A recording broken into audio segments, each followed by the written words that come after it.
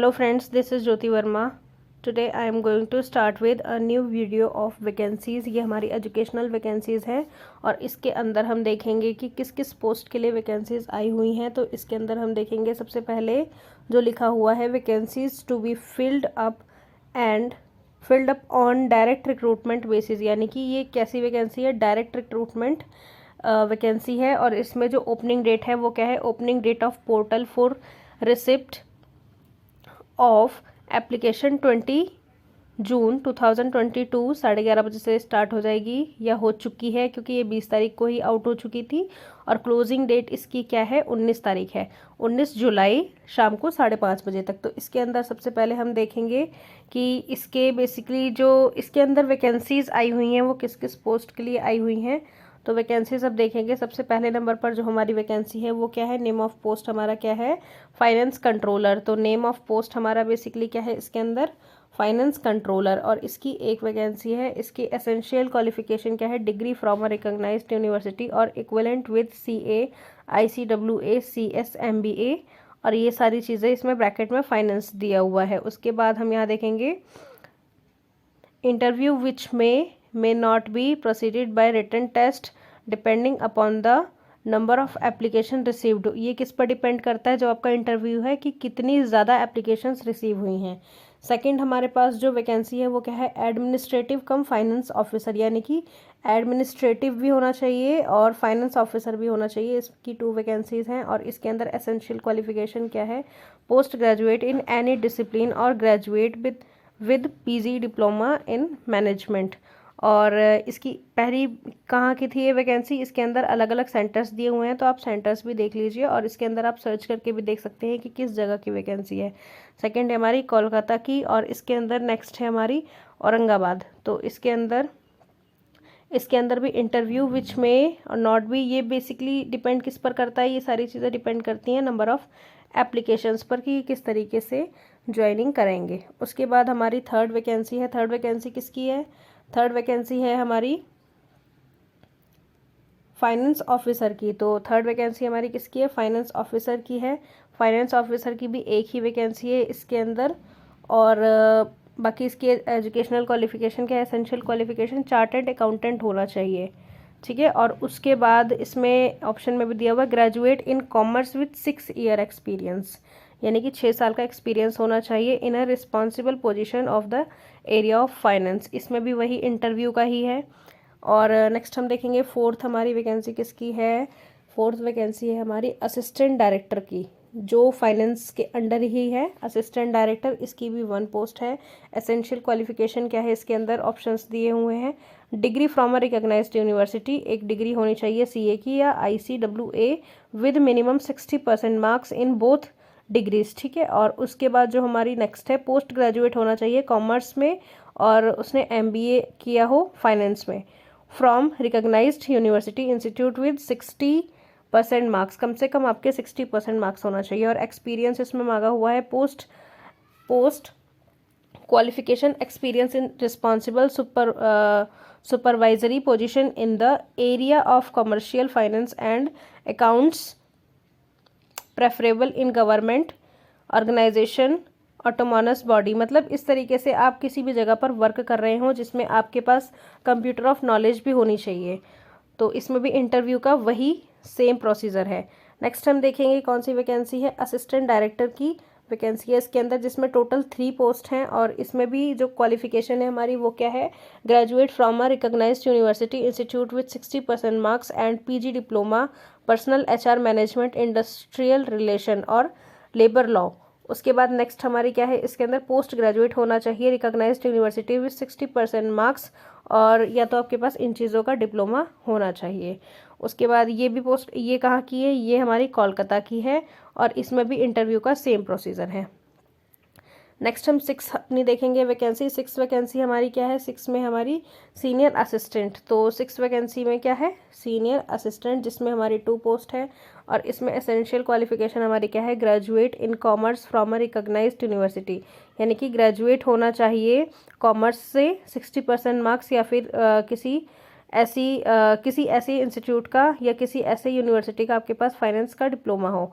उसके बाद post graduate होना चाहिए कॉमर्स में, यानी कि कॉमर्स आपकी जो स्ट्रीम है उसमें 60% मार्क्स के साथ, या फिर आपके पास एक ऑप्शन और है कि आप MBA हो फाइनेंस से विद 60% मार्क। इसमें रिटन टेस्ट है, ऑब्जेक्टिव टेस्ट लिया जाएगा आपका। इसमें क्या है बेसिकली यहाँ पर जो ऑब्जेक्टिव टेस्ट होता है आपका मल्टीपल चॉइस क्वेश्चंस का। नेक्स्ट हमारे पास 7th वैकेंसी है असिस्टेंट की, जिसमें 5 पोस्ट हैं और इसमें एसेंशियल क्वालिफिकेशन क्या है, फर्स्ट क्लास ग्रेजुएट होना चाहिए, first class graduate from a recognised university और equivalent with working knowledge of computer preferability NIE LIT CCC और हायर एजुकेशन। उसके बाद एक्सपीरियंस होना चाहिए, experience 1 year post qualification experience in relevant field. ये कहाँ की है, ये गोरखपुर की है, इसमें औरंगाबाद। इसमें EWS की एक पोस्ट है, हेडक्वार्टर EWS। इसके अंदर बाकी हम देखेंगे इसमें रिटन टेस्ट है हमारा, वही ऑब्जेक्टिव यानी कि मल्टीपल चॉइस क्वेश्चंस वाले टेस्ट हैं इसके अंदर। नेक्स्ट हम देखेंगे इसके अंदर 8th हमारी जो पोस्ट है वो कौन सी है, 8th पोस्ट है हमारी स्टेनोग्राफर की। स्टेनोग्राफर जैसा कि ये एक बहुत ही अच्छी पोस्ट होती है और इसमें बहुत जल्दी ज्वाइनिंग मिलती है, तो स्टेनोग्राफर की पोस्ट है। इसमें टोटल 7 पोस्ट है। एसेंशियल क्वालिफिकेशन क्या चाहिए, एसेंशियल क्वालिफिकेशन इसके अंदर हमें चाहिए first class graduate from a recognised university और institute with shorthand speed, यानी कि 100/80 WPM इन इंग्लिश और Hindi, working knowledge of computer, कम से कम इतनी वर्किंग नॉलेज ऑफ कंप्यूटर आपके पास होनी चाहिए कि आप इतनी स्पीड से काम कर सकते हैं, तभी आप इसके लिए एलिजिबल हैं। ये भी कहाँ की है, ये भी गोरखपुर की है, अजमेर औरंगाबाद, एक गोरखपुर की है, एक अजमेर की है, 2 औरंगाबाद की है। इस तरीके से आप इसमें चेक कर सकते हैं। अगरतला की है 2 और रोपार की 1 है। इसमें भी रिटन टेस्ट होगा, जैसा कि आपका स्किल टेस्ट लिया जाएगा शॉर्ट हैंड का। उसके बाद 9th पोस्ट है हमारी इसके अंदर जूनियर असिस्टेंट, जिसमें 5 पोस्ट है आपकी, 2 आपकी अनरिजर्व्ड कैटेगरी है, OBC की 2 है और ST की 1 है। उसके बाद इसके अंदर रिजर्व है किसके लिए, PWD के लिए 1 पोस्ट। इसके अंदर हम एसेंशियल क्वालिफिकेशन देखेंगे, क्वालिफिकेशन क्या चाहिए, फर्स्ट क्लास ग्रेजुएट होना चाहिए from a recognised university with typing speed of 30 WPM in English और 25 WPM in Hindi with working knowledge of computers. Preferability किसकी है, NIE LIT CCC और ग्रेजुएट सर्टिफिकेट। बाकी इसमें डिज़ायरेबल में क्या लिखा हुआ है, NIE LIT O level certificate course. इसके अंदर हेडक्वार्टर में है 1 पोस्ट, कोलकाता में है 1, चेन्नई में है 1 जो OBC कैटेगरी के लिए, रोपर में 1 OBC कैटेगरी के लिए, शिलोंग में 1, reserve for PWD horizontal reservation level 1। उसके बाद इसमें रिटन एग्ज़ाम होगा, वही आपका स्किल टेस्ट लिया जाएगा। नेक्स्ट है आपका 10th साइंटिस्ट D, इसके अंदर 3 पोस्ट है और इसमें हम एसेंशियल क्वालिफिकेशन देखेंगे, रेगुलर BE या BTech इन कंप्यूटर साइंस होना चाहिए, कंप्यूटर साइंस का आपका कोर्स होना चाहिए, इंफॉर्मेशन टेक्नोलॉजी या इलेक्ट्रिकल और इलेक्ट्रॉनिक, ENGG की full form I don't know क्या होती है, लेकिन ये कोर्सेज आपके पास होने चाहिए। इसमें MSc होना चाहिए, इलेक्ट्रॉनिक्स एंड कम्युनिकेशंस होने चाहिए, या फिर इस तरीके के जो भी कोर्सेज होते हैं ये फर्स्ट क्लास में होने चाहिए विद रिकॉग्नाइज्ड यूनिवर्सिटी, या फिर आप MTech हो, ME हो इन कंप्यूटर साइंस, IT होना चाहिए, IT इलेक्ट्रॉनिक्स एंड कंप्यूटर। इस तरीके से यहाँ पर सारी इंफॉर्मेशन दी हुई हैं। इसके अंदर भी आपका बेसिकली क्या इंटरव्यू लिया जाएगा, जिस तरीके से जितनी एप्लीकेशंस रिसीव्ड होंगी उनके ऊपर डिपेंड करता है। उसके बाद इसके अंदर हम देखेंगे 11th पोस्ट, जिसमें है साइंटिस्ट C। तो इसके अंदर आगे की डिटेल्स हम चेक करेंगे। साइंटिस्ट C के अंदर टोटल 2 पोस्ट हैं, एसेंशियल क्वालिफिकेशन सेम होती है, ये सारी क्वालिफिकेशंस आप देख लेंगे। आपके पास कम से कम 4 साल का एक्सपीरियंस होना चाहिए। इंटरव्यू आपका किस पर डिपेंड करेगा, जितनी भी एप्लीकेशंस रिसीव होंगी उसके ऊपर डिपेंड करता है आपका इंटरव्यू। नेक्स्ट हम देखेंगे 12th हमारी जो पोस्ट है, इसके अंदर 12th पोस्ट क्या है, टेक्निकल असिस्टेंट। तो इसके अंदर टेक्निकल असिस्टेंट की ज़रूरत है। टेक्निकल असिस्टेंट में आपकी टोटल 24 पोस्ट है। अनरिजर्व कैटेगरी कितनी है, 16, OBC है 3, SC है 2, EWS है 3 और बाकी ये इसके अंदर एक पोस्ट किसके लिए, PWD के लिए इसमें सेव है। उसके बाद हम देखेंगे essential qualification, regular BE BTech in computer science होना चाहिए और इसके अंदर बाकी की सारी क्वालिफिकेशंस जो अदर साइंटिस्ट की है या टेक्निकल असिस्टेंट की वही यहाँ पर भी है, आप इसको रीड करके देख सकते हैं। बाकी इसमें लखनऊ में 1 है, और EWS के लिए भी है, कोलकाता में भी है, जम्मू एंड कश्मीर में भी है, गोरखपुर, औरंगाबाद, अगरतला, दिल्ली में 2 पोस्ट है। तो इस तरीके से आप सारी कैटेगरी के अनुसार इसमें देख सकते हैं। उसके बाद इसमें रिटन टेस्ट होगा ऑब्जेक्टिव टाइप।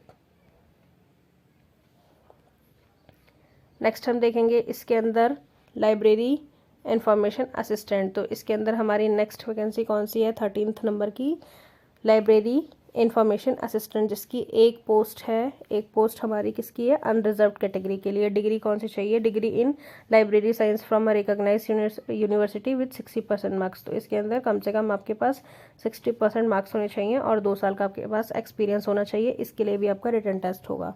उसके बाद 14 नंबर की हमारी वैकेंसी है, ये कौन सी है, टेक्निकल असिस्टेंट। टेक्निकल असिस्टेंट की टोटल 7 वैकेंसी है। 2 वैकेंसी आपकी अनरिजर्व, 5 वैकेंसी आपकी अनरिजर्व कैटेगरी की है, EWS की 1 है और SC की 1 है।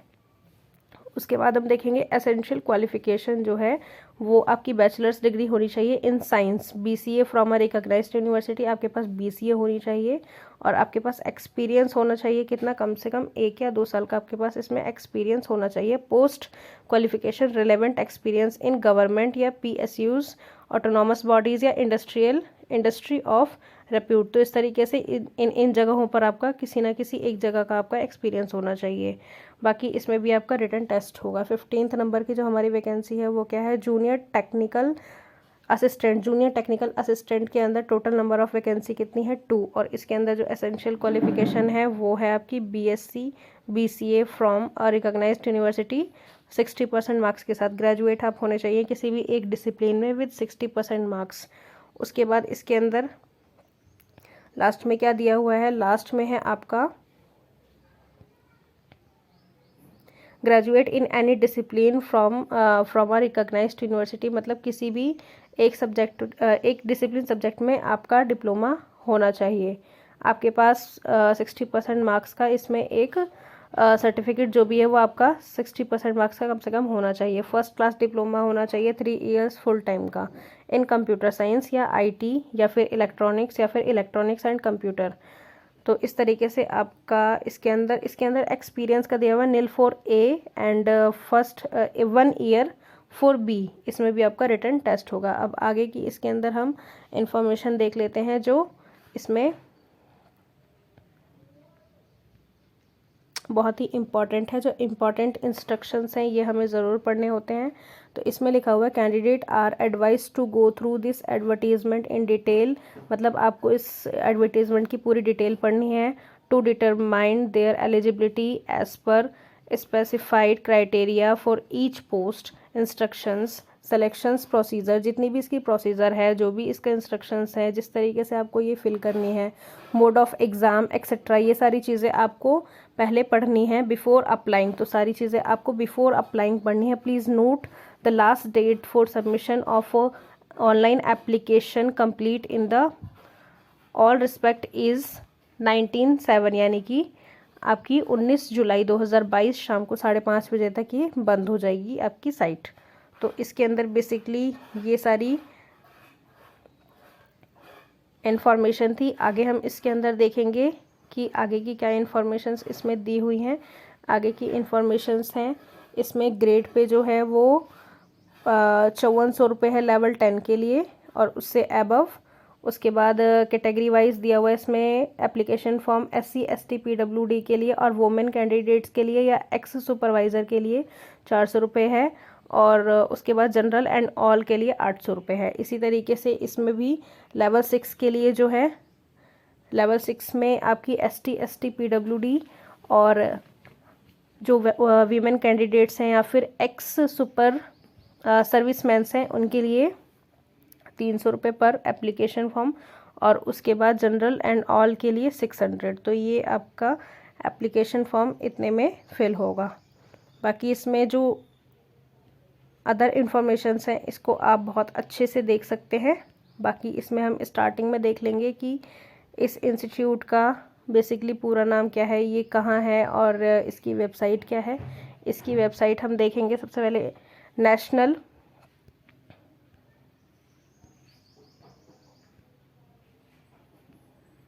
National Institute of Electronics and Information Technology NIELIT, and Autonomous Scientific Society of Ministry of Electronics and Information Technology, Government of India।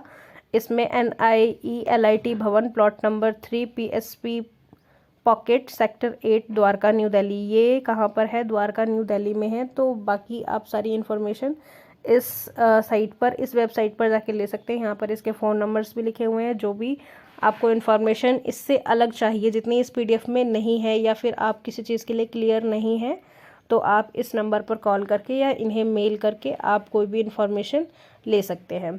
So friends, thank you so much for watching this video. Subscribe my channel, share this video with your friends also, like and comment on this. Thank you.